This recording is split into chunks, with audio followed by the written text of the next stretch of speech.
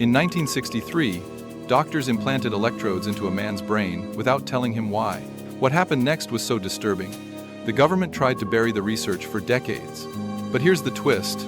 This wasn't an isolated case. It was part of a chilling pattern real-life experiments that make science fiction look tame. And the scariest part? Some of them are still happening today, just behind a different mask. Everything you know about brain science is about to be flipped upside down. By the end of this video, you'll uncover the brain experiment that unknowingly turned a child into a weapon, the classified project where test subjects were made to hear voices in their heads through microwave pulses, and the terrifying case where a volunteer begged for the experiment to stop, only to discover he was never in control. We'll also dive into a military-funded study that erased key parts of a soldier's memory, and the disturbing truth about why these programs didn't end when the headlines disappeared. Each story gets stranger, more brutal, and more real. Most people think brain experiments only happen in controlled clinical labs, with white-coated scientists and full consent from volunteers. We picture functional MRIs, harmless cognitive tests, maybe a little electrical stimulation for research on depression or memory.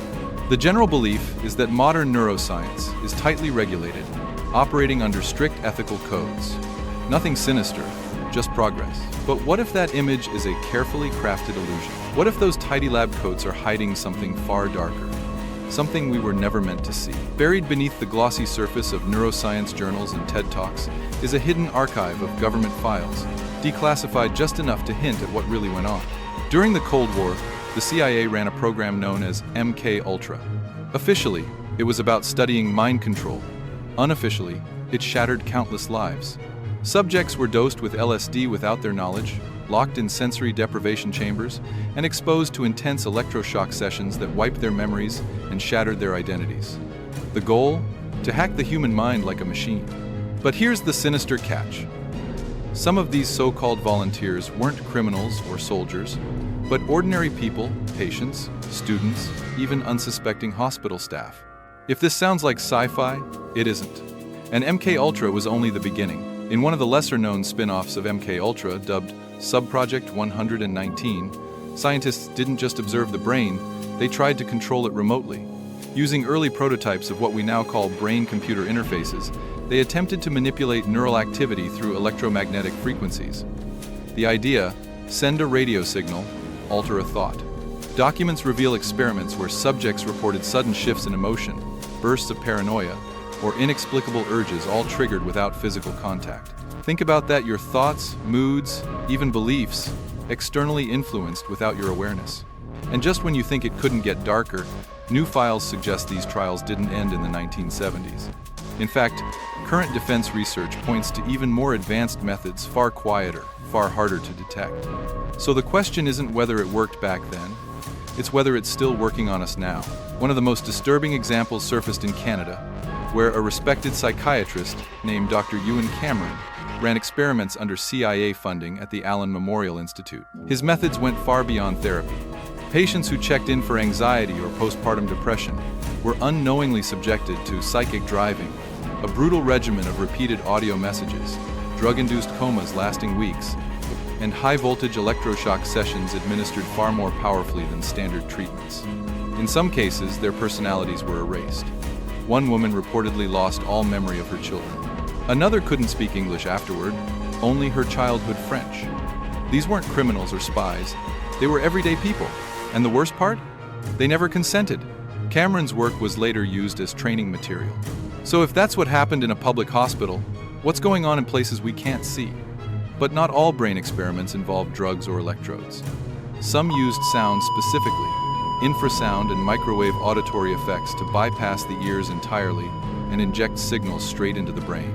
The military once toyed with something called the Voice of God weapon, which reportedly used directed microwave energy to make targets hear voices that weren't there. Imagine standing in an empty room and suddenly hearing a voice whisper your name, or worse, issuing commands. This tech was allegedly tested on foreign targets for psychological warfare, but internal documents suggest it may have been experimented with on domestic soil too.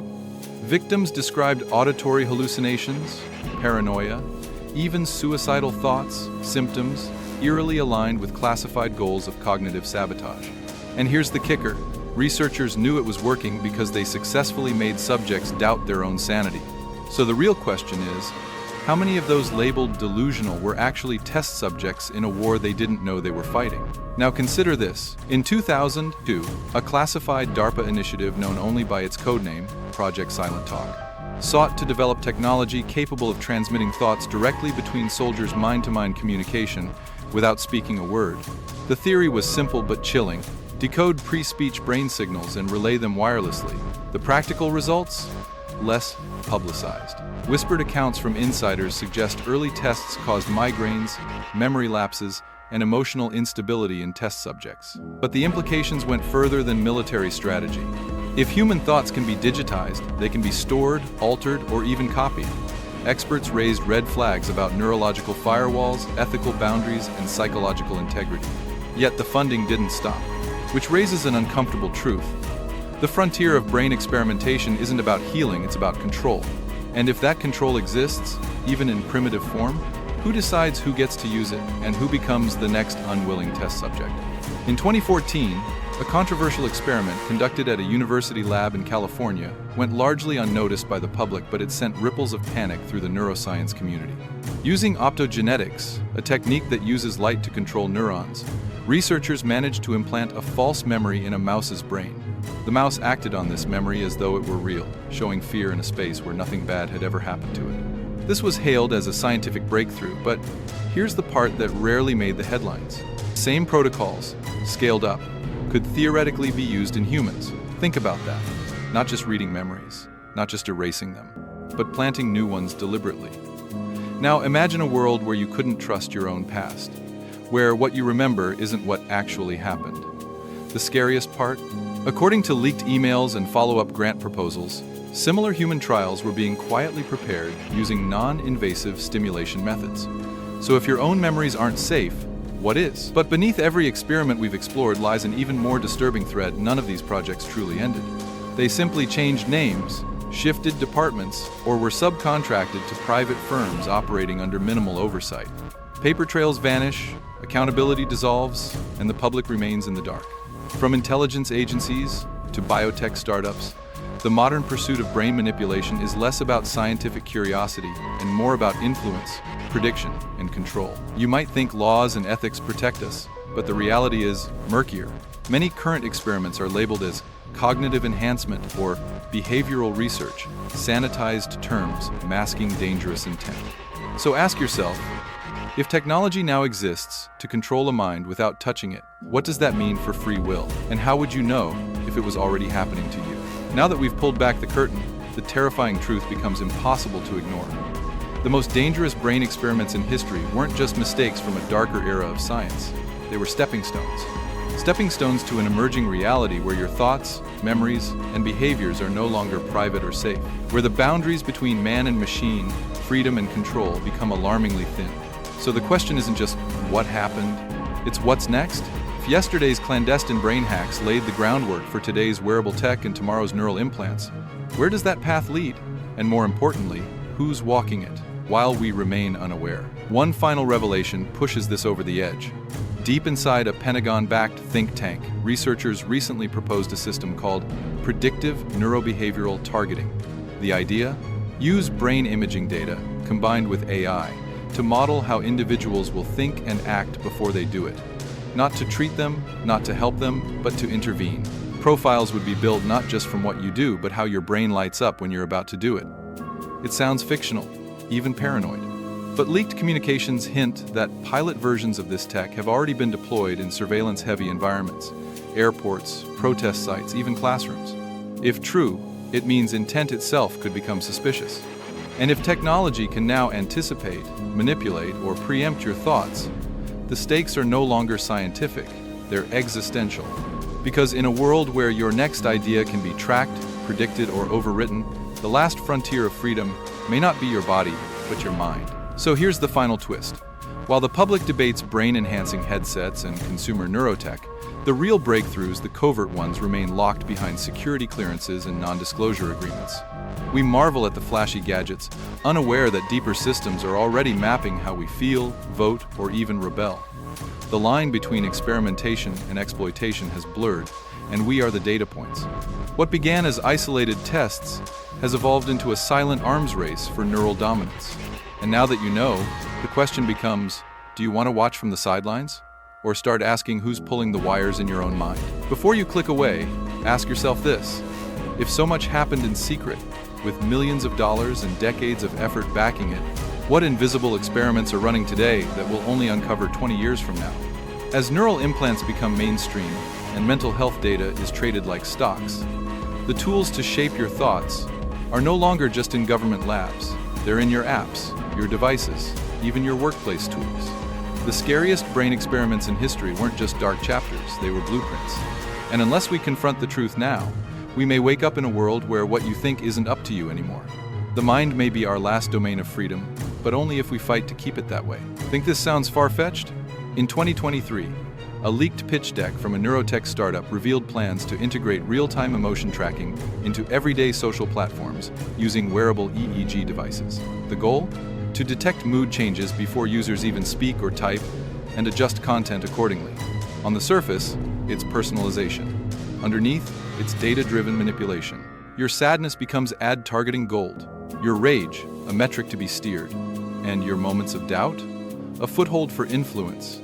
When the line between monitoring and manipulating vanishes, the architecture of your reality starts to shift. So remember, the most dangerous brain experiment isn't the one that shocks you, it's the one you never notice, quietly reshaping your world, one impulse at a time. So, the next time you hear about a brain training app, a mental wellness wearable, or a new AI designed to understand your mood, ask yourself, is this really about helping you or about tuning you? Because the line between empowerment and exploitation has never been thinner. The tools to read and rewrite your thoughts aren't coming. They're already here. The question is no longer whether mind control is possible, but whether you'll notice when it happens. Stay curious, stay informed, and above all, protect your mind before someone else claims it as their next experiment. Because once your thoughts are no longer private, neither is your freedom. What began as fringe science and covert experiments has now evolved into a full-spectrum battle for cognitive autonomy. From military labs to Silicon Valley boardrooms, the human mind is the final frontier of control, and the race to own it is accelerating.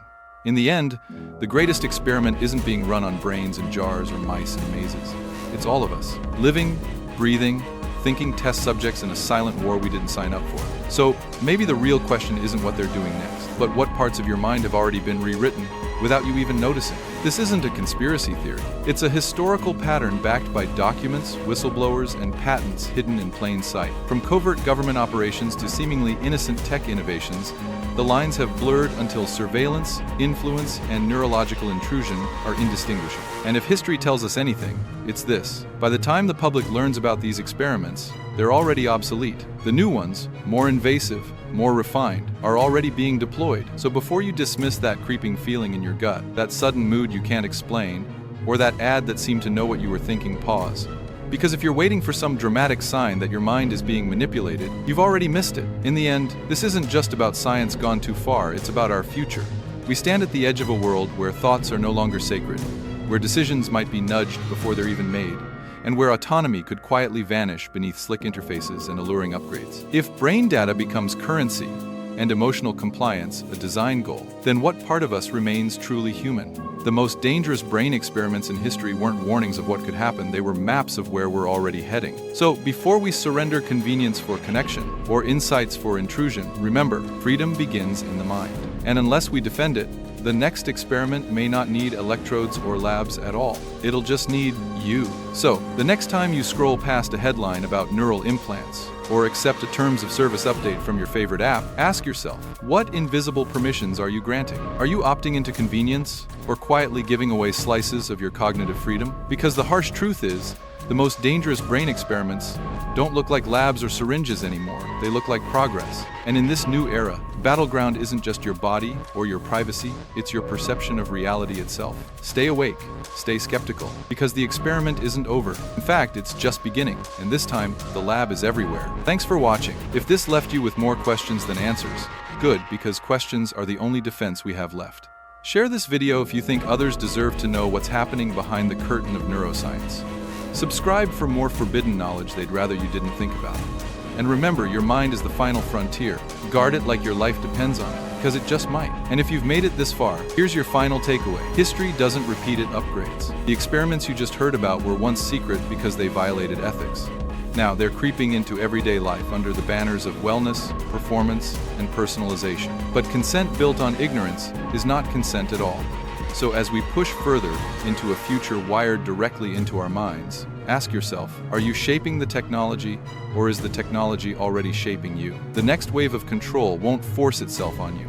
It will invite you in, ask you to click accept, and smile while doing it.